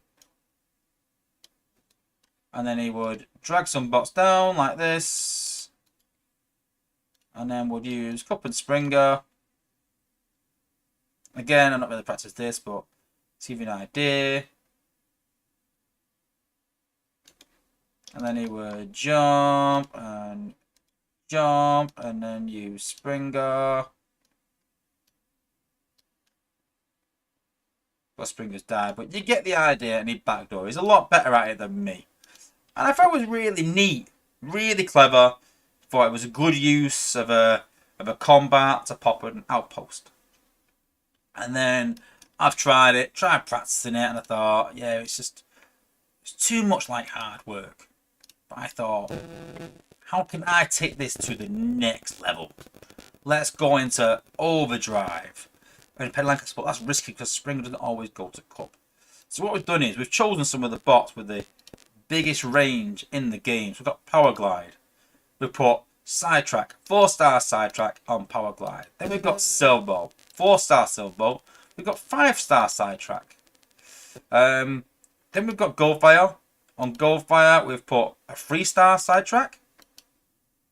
And then on Cup, we've got Big Daddy. And on Springer, we have got Zor. Now, I just want to emphasize that all these combats that I've got, all these combats that I've equipped, I have currently got on the live server. So I'm not using 5-star Big Daddy because I don't have 5-star Big Daddy. But I have all these bots at this level, all these combats at this level on the live server right now. So I'm not using anything ridiculous, anything crazy. So what we're going to do is we're going to add our Sky Rain maxed out. Mine's level 24 on the live server, but maxed out Sky Rain. On hard mode, hard battle. Let's go.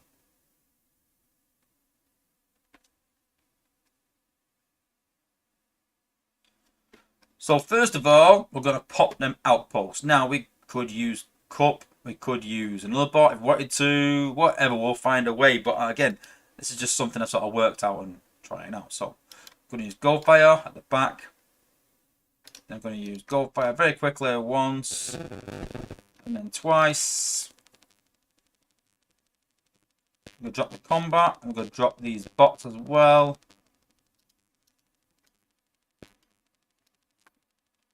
I'm wanting to waste that hack.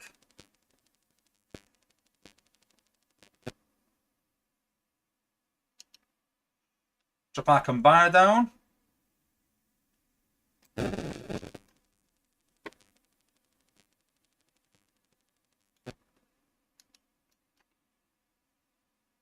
And the reason I'm using it at Sky Rating is because the damage to walls in an area, it does damage to the bots, invulnerability.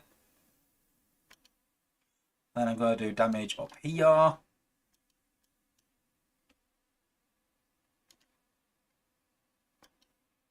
We'll do as much damage to combiner as we can.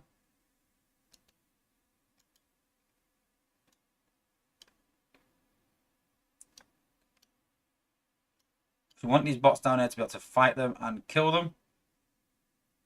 And what we're going to do is we're going to drop Power Glide. And that's not good that the Compatron's walked up there. Then we're going to drop Silver Bolt. Drop him up there. Then we're going to drop Cup. We'll jump Cup very quickly to the top.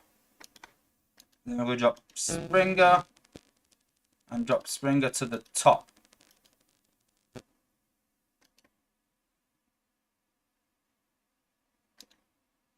Jump Cup over there. I know these bots are walking up. We can take him out hopefully with that. And you can see there we've got Big Daddy, we've got Springer, we've got Cup, we've got Sharticons, we've got 2 side tracks up there as well. HQ down. Maxed out HQ with Compatron up there. You know, some really good combat outpost bots. No change been made. Yes, we can make that more difficult by, you know, putting, you know, mines in certain places to stop the sack.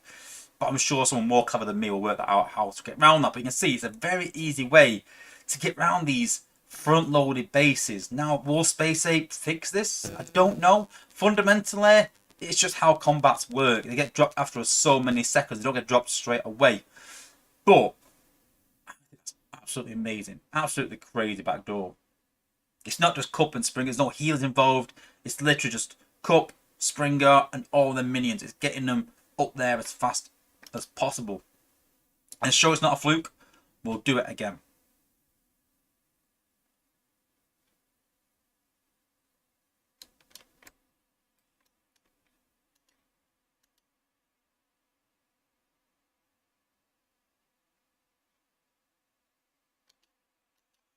And Vince at least, but whoa, Big Daddy's sidetrack backdoor. We need to coin this Daddy's sideways backdoor attack. Just saying that I didn't come up with the thing of dropping minions, but I'll come up with a way of going at it.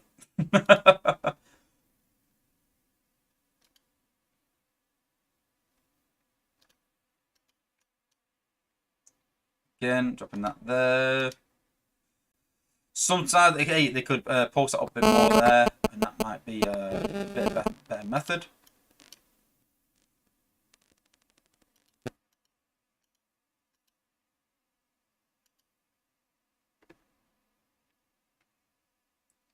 So again, the attack might go a bit different.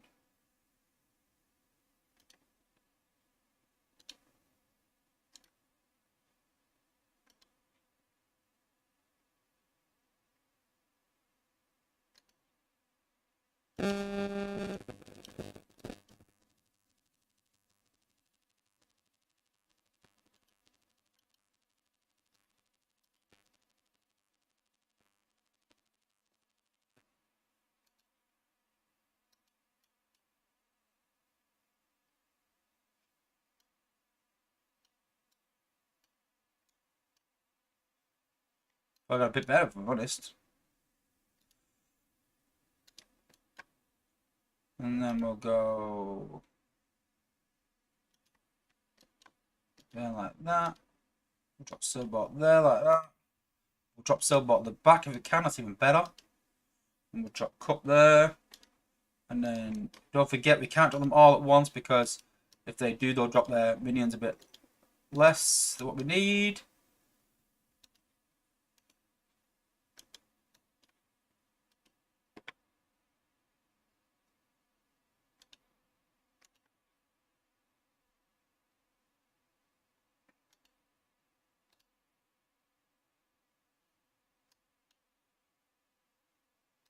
There we go, and we've got our sidetrack doing all that damage. I know 6 guns coming up, but I've got enough abilities there, it's fine. We've got Zor, we've got Springer. I could even save one of these for Springer.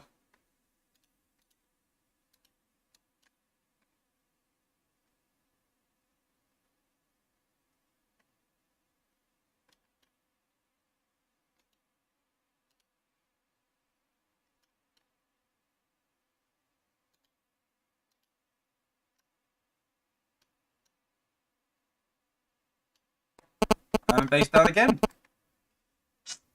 We actually lost our minions that time and still managed to do it. You know, we need to drag Comptron down a bit more to yeah, to make it even easier. So Jokers asked what 4 defensive bots are you using under the current meta. I'll show you my live account after this shortly. I've already one more. I love doing this. This is the most fun I've had in a long time.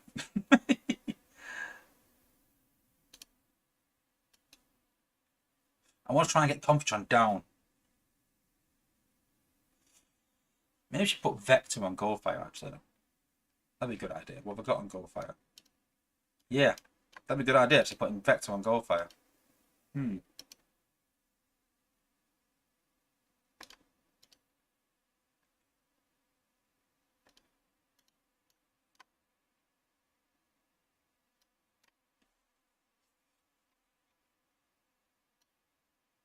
We're not running out of time, are we? So let's just let it hack sidetrack. Let them waste abilities.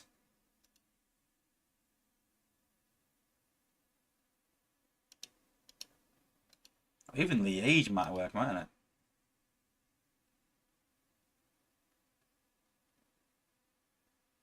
There we go. Put the combiner down now.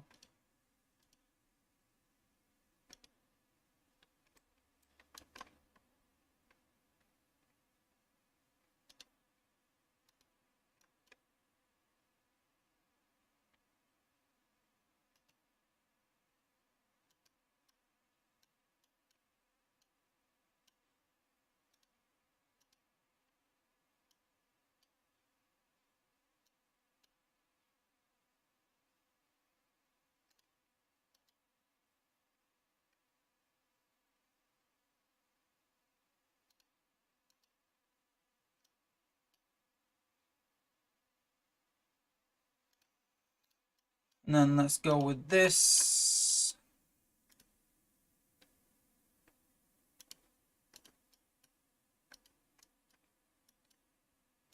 And then put Silbot right at the back over there as well. And then again, jump with Cup, jump with Cup. Then we drop Springer. Then we jump up there. Then we use beam over there.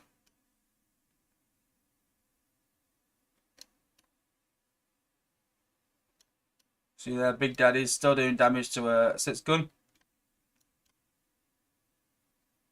Sidetrack still over there, doing damage. Who have we got there? Who's that? Someone else there as well. There's 3 bars there. So I saw was also doing damage. Big Daddy's still doing damage. Still got all these combats doing damage. Still got 19 ability points in the bag. Even lost Metroplex. I can just do that though. Over there.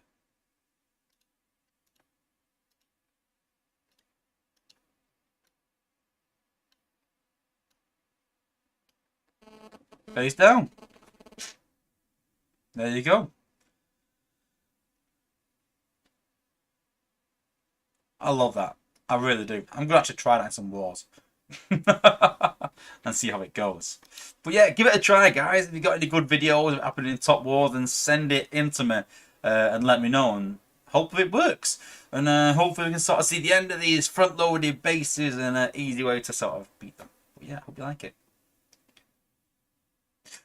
Big Blade is so but worth it. Well, it is now. Listen, even if you're using a walk team just to pop the top 2 outposts at the same time, then yeah.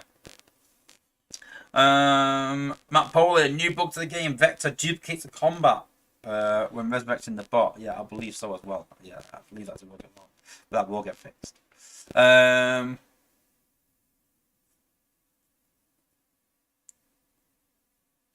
We have a player who drops a combat with Blade to pop the outpost miner and then prime rushes up to the top. Nice. Nice. Defensive bots. Let's have a look. What I'm using.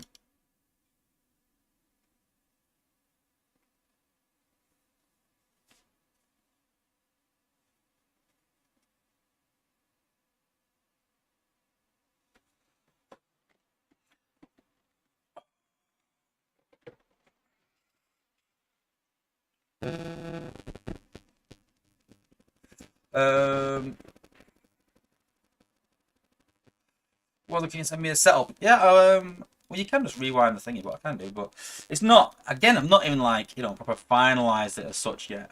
That was just an hour of testing. So again, I could probably put Vector on Goldfire maybe, on other things. But yeah, you can see there's plenty of points to be had. So, but the way I've got it set up is currently I've got Red Alert on my outpost there. The reason I've got Red Alert is because I've got Megatronus there, which does incredible amount of damage. Obviously can't be hacked, because on a shock tower. I have Red Alert there because people try and take this out and try and take out the ray blockers and just can't. So I actually have a good defense, I think. So I apologize if this is you. Is this the one? No, I think it's with this one. Let's try and see how it works. It might have to be on the test server. What's that? So no. There's one where they try and take out. No, it's not this one either. No. There's one where they try and take out the build bot with a Firefly. I'll have a look again. Oh, just actually, yeah. Defenses. No. No, must be on the test server. Apologies, guys. Basically, Red Alert jumps out, gives everything damage absorption. So look at Red Alert. Gives your allies 50% damage absorption and stun immunity for 10 seconds. So, and does a lot of damage, believe it or not, Red Alert. You would be amazed how much damage it does. So, all this sort of area around here, I'd say from the mortar round to here, all gets damage absorption. So, it's very hard to take out. People use ability points taking it out. On the middle, I have 6 gun. He's causing loads of problems. People try and do singular bot walks, stuff. It just takes the bot out. Then I've got Hot Rod, and I put him right next to the Liege Maximal Shock Tower, so he will make that invulnerable when players get near to it. So I've seen them getting close to it, and then gone to take it out, popped Hot Rod, and then he's made that invulnerable, and it just hacks their team. So makes it very, very hard.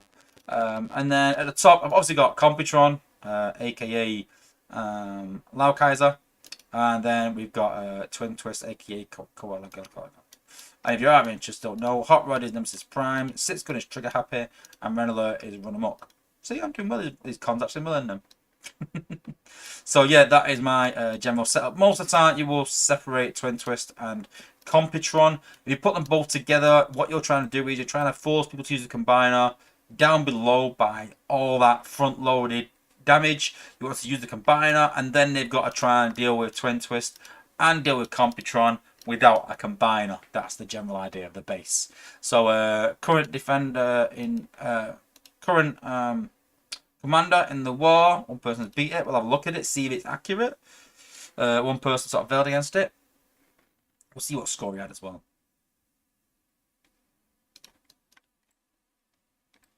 So what's he done? So a bit of slingshot, bit of no, I was gonna say a bit of pipes, but he's not. So again, look, he's using tracks because there's no FFD. This is what I like. You know, he's looked at it and gone, this is no FFD being used here, so I could probably use FFD to reduce the damage. So yeah, decent attack. Using the combiner early, he's popped Nemesis, so he wants to obviously take out the age, maybe that outpost, that Billbot as well. So yeah, he's popped all the outposts. So yeah, good thinking. Negating all the abilities, so putting them in the outpost now changes things.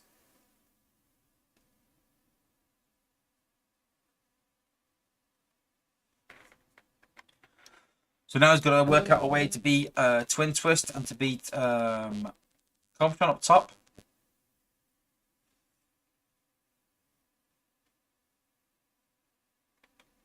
See, Pipes there. Pipes is absolutely amazing bot at the minute. Like, taking so much damage without health.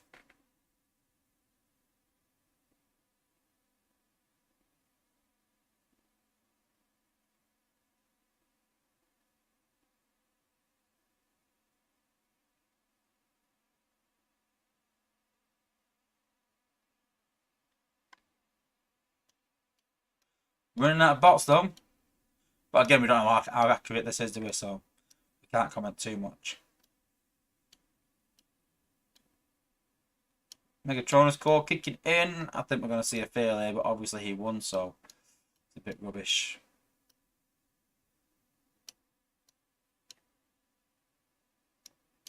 Obviously that's not right.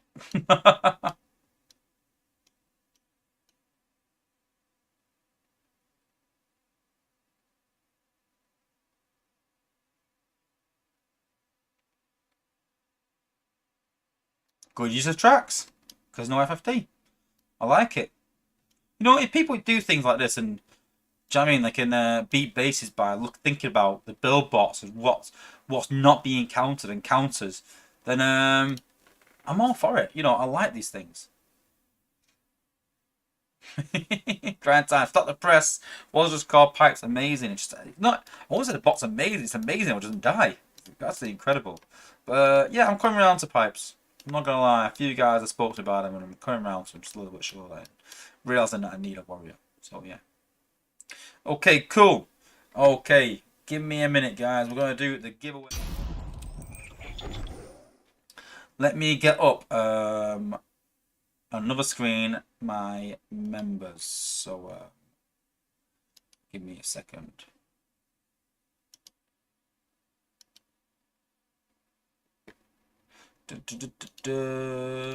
Oops, wrong one. I can. Memberships. So we currently have 12 platinum members who are in with a shout of a $30 gift card. And I'm going to write down these actually. Apologies for not being prepared, guys.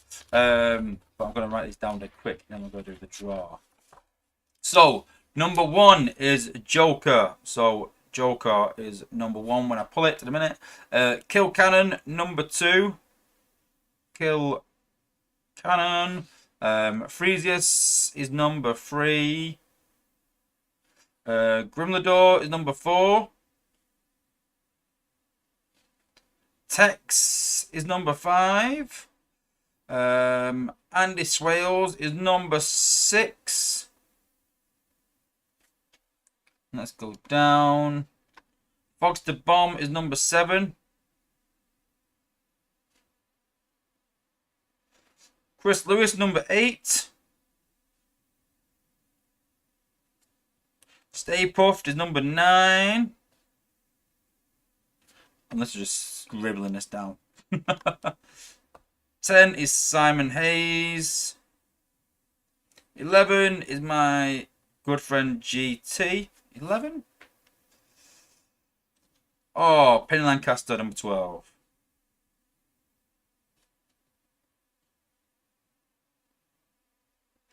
Cool. So let's go through it again. Number 1 is Joker. Number 2, Kill Cannon. Number 3, Freezes. Number 4, Grimlador. Number 5, Tex. Number 6, Andy Swales. Number 7, Fox the Bomb. Number 8, Chris Lewis. Number 9, Stay Puft. Number 10, Simon Hayes. Number 11, Grind Time. And number 12, Penny Lancaster. So, Let's go back to the screen. Random number generator. Oops. There we go. So max, minimum 1, max is 12. Good luck, guys. I hope, well, someone's going to win, but yeah. And the winner is grind time again. Wow. Matt Poley called as well. Matt Poley has put, I'm betting on grind time again. Cameron making up for lost time. I agree. Grind time hasn't won it in 18 months of doing this competition and has won it twice in a row. So when grind time says it's my thing, then I think he was right. Finn Lancaster's put it's rigged. Wow, absolutely crazy. So yeah, congratulations, grind time. I know Penny Lancaster's saying rigged, but I'm sure that most people won't deny that grind time probably the biggest supporter of my streams and things like that. And so it's good that it's won twice, but I hope he doesn't win it a third time. Let's be honest, and then it will be saying rigged. But yeah, congratulations, grind time. But again, the only way of getting in with a shout of this is to be a platinum member. That's the best way. Well, the only way. But yeah, become a platinum member, guys. Support me, support the channel, and be in with a shout of a $30 gift card. And once I get above 20, then I'll consider upping it. We've lost a few members recently. I think it's with the game sort of being what it is. But yeah, if you want to be in with a shout of a $30 maybe more gift card, then become a platinum member. But yeah, that is the end of the stream. Sort of really long stream today. Thanks to my rant. But yeah, a big thank you to everyone that's tuned in for the stream.